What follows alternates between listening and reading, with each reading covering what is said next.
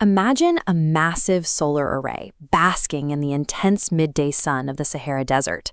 Now imagine the power it generates being instantly routed thousands of miles east, keeping the lights on in the nighttime streets of India. As we transition away from fossil fuels, we run into a stubborn problem of geography. The most abundant sources of wind and solar energy are usually trapped in remote, harsh environments, and they only produce power when the weather cooperates.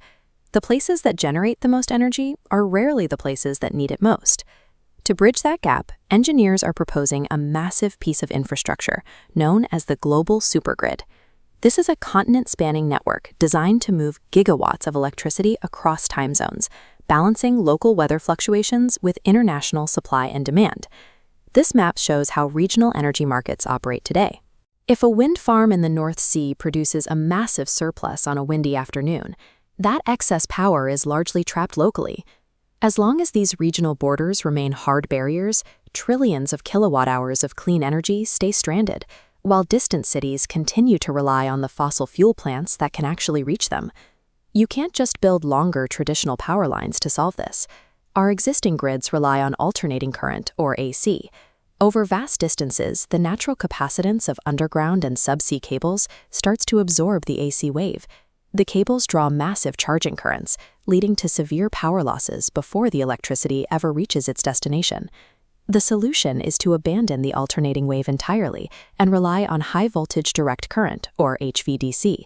Because DC pushes electricity in a single, continuous direction, it bypasses the capacitance issues of AC cables. It acts as an incredibly efficient courier, minimizing line losses over thousands of miles. The hardware making this possible relies on modern voltage source converters, or VSC. These enormous, multi-level arrays of insulated gate bipolar transistors act as the gateways between the AC local grids and the DC long-haul lines. They can precisely control active and reactive power flow, turning rigid direct current into a highly flexible tool. By combining the low loss rate of DC cables with the precise control of voltage source converters, HVDC provides the physical backbone required to stitch isolated national grids into a unified global network. This graph illustrates a specific risk of linking continents with direct current. Alternating current naturally reverses direction dozens of times a second. Every time that wave hits the middle axis, the zero crossing point, a mechanical circuit breaker can safely snap open to isolate a fault. Direct current has no natural zero crossing. It is a relentless, flat wall of energy.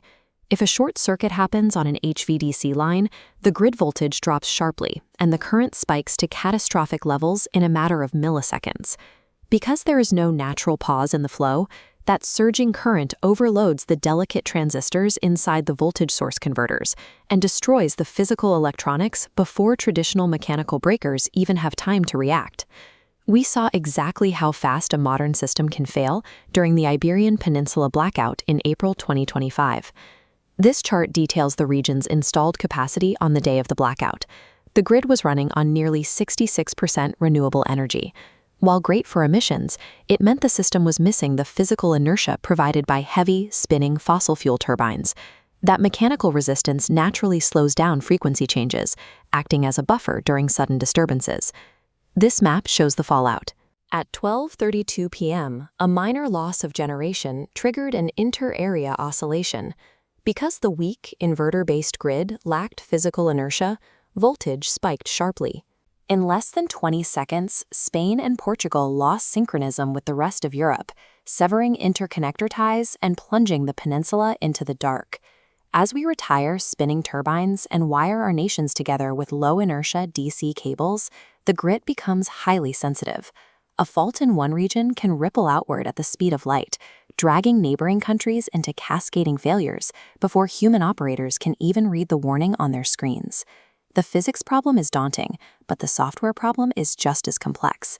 Building a global supergrid means moving from point-to-point connections to multi-terminal, multi-vendor networks, linking multiple stations from different countries into a single DC grid. Every manufacturer uses custom proprietary code to run their control systems. Getting a converter station built by one company in France to synchronize perfectly with a station built by a rival company in Spain requires thousands of micro-adjustments per second. A single configuration error between these competing systems can trigger false trips and shut down the network.